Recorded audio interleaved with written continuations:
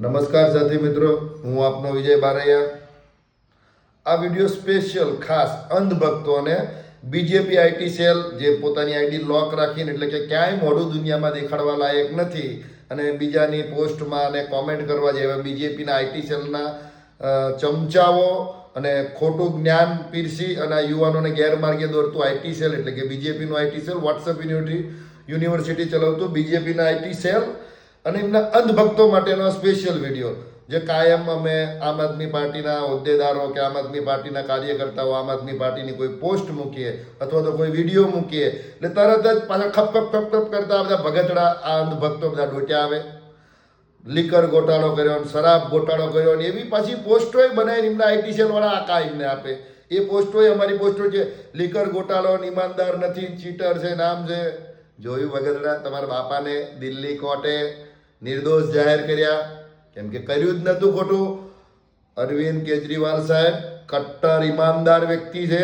જો એને તમારા આખા વિશ્વગુરુની જેમ જો ભવાડાને સ્ટાઇફાત કરવા હોત તો એ સારી જ નોકરી હતી. ક્લાસ 1 ઓફિસર હતા, ઇન્કમ ટેક્સમાં હતા, કમાવાની જરૂર, રિશ્વત ખાવી તો એમાં રિશ્વતય બહુ મળતી હતી, પગારે સારો હતો, સરકારી સુવિધાય સારી હતી.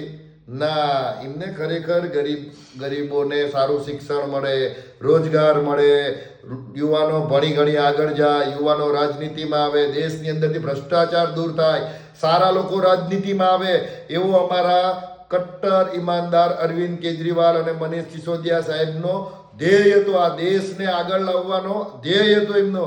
પણ આ ભારતીય જનતા પાર્ટીના નકલી ગુરુ, નકલી વિશ્વગુરુ, નકલી આકા એવા નરેન્દ્ર મોદી સાહેબે ખોટો કેસ કરાવી પોતાના પાવરમાં રહેલી સેન્ટ્રલ એજન્સીઓ ઈડી, સીબીઆઈ, સીડી આ બધું ભેગું કરી ખોટા કેસ દાખલ કર્યા. એક બીજી મજાની વાત કહું દોસ્તો, કદાચ તમે નહીં જાણતા હોય, આ દેશની અંદર ઈડી એટલે કે મોદી આવ્યા પછી આજે ઈડી નામનું કબૂતર જે આમનું બહુ ઉડવા માંડ્યું ભાજપનું, અને જેના કારણે લોકોને દબાવવામાં આવ્યા.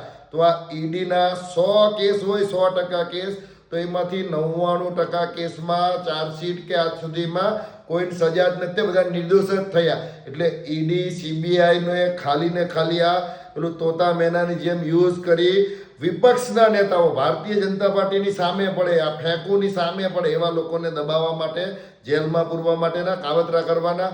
જેમ કે આ દેશના ઇતિહાસમાં પ્રથમ વખત ચાલુ મુખ્યમંત્રી માનનીય અરવિંદ કેજરીવાલ જે કટ્ટર ઈમાનદારની છાપ ધરાવે છે આ દેશની અંદર, જેના લોહીની અંદર કટ્ટરતા ભરેલી છે ઈમાનદારીના નામની, એવા અરવિંદ કેજરીવાલ ઉપર ખોટા આરોપો ભ્રષ્ટાચારના નાખી અને ભારતીય રાજનીતિની અંદર ને ભારતની અંદર એમના ગોદી મીડિયાઓની સાથે અરવિંદ કેજરીવાલ સાહેબના ચરિત્ર હનન કરવામાં આવ્યું. ઈમાનદાર આદમીને ગંદો બતાવવામાં આવ્યો, ભ્રષ્ટાચારી બતાવવામાં આવ્યો. તો હવે હું ભારતીય જનતા પાર્ટીના અંધભક્તોને આઈટી શેર કરું છું કે હવે તમે કોમેન્ટોય કરો અને આ વિડીયો શેરય કરો. તમારા માય બાપે કરેલા ગોટાળાની થોડીક વાત કરીએ, વિશ્વગુરુ, તમારા નકલી વિશ્વગુરુની વાત કરીએ.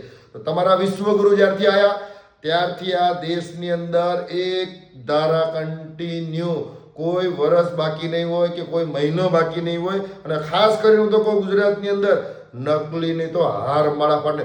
નકલી ઘી, નકલી પનીર, નકલી પોલીસ, નકલી કચેરી, નકલી આરટીઓ, નકલી ગાડીઓ, નકલી પીએમઓ, નકલી ધારાસભ્ય, નકલી વકીલ, નકલી જજ, નકલી કોર્ટ, નકલીમાં કશું બાકી જ ના રહે એવું બધું, દરેક વસ્તુ નકલી કરી કોણે?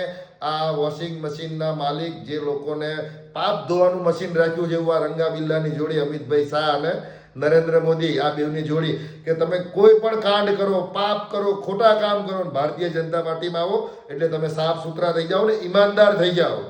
ના, તમે રંગા બિલ્લાઓ, ચીટર છો. આ દેશને વેચી ખાધો તમે, આ દેશની સંપત્તિ વેચી ખાધી અને તમારા બે ભાઈબંધને તમે કરોડો રૂપિયા આપવાનો, લોનો માફ કરવાના કાવતરા ઘડ્યા અને આ ખેડૂતો અને આ દેશના લોકોને તમે ગેરમાર્ગે દોર્યા. ઉદાહરણ તરીકે આપણે વાત કરીએ કે હમણાં જ મેં સોશિયલ મીડિયામાં જોતો હતો, એક મિત્રે મસ્ત વિડીયો બનાવ્યો હતો, લખ્યું હતું સાથે કે અંબાણી સાહેબે રેહાના કરીને એક સિંગર છે, એને નાચવા માટે 1 કલાક કે સમય જેટલો નાચવા માટે કંઈક 70-80 કરોડ રૂપિયા આપ્યા. તો તમે ભારતીય લોકો વિચારો કે આમના ઈશારે નાચતા નરેન્દ્ર મોદી અને અમિત શાહને અદાણી અંબાણી કેટલા પૈસા આપતા છે, ખાલી એક અંદાજ મારો તમે, કેટલા પૈસા લઈને આ લોકો એમના દ્વારા કામ કરતા હશે. અને એમના ઈશારે જેમ કે અદાણી માટે થઈને ખેડૂતોના ગામડા ખાલી કરાવી દેવાના, જંગલોમાંથી આદિવાસીઓની જમીન છીનવી લેવાની, આ બધા કરપ્શન જેમ પહેલા આ લોકોએ કોંગ્રેસની ઉપર મનમોહન સિંહની સરકાર વખતે ખોટા ખોટા આરોપ લગાવ્યા, કોલગેટ કૌભાંડ ને આ કૌભાંડ, કોઈ કૌભાંડ ના નીકળ્યું. જેમ કેજરીવાલ સાહેબ ઉપર આ કૌભાંડ, પેલું કૌભાંડ, કોઈ કૌભાંડ ના નીકળ્યું.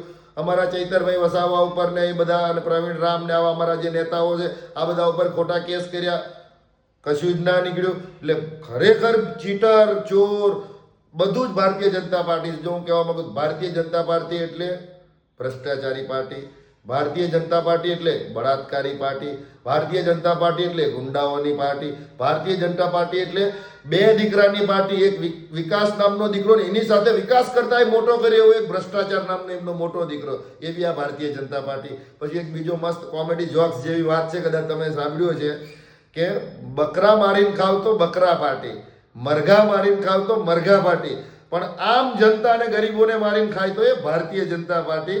એટલે ભગતડાઓ આ વિડીયો શેર કરજો, જોજો, આંખ ખોલીને જોજો અને તમારા વિશ્વગુરુઓને બતાવજો.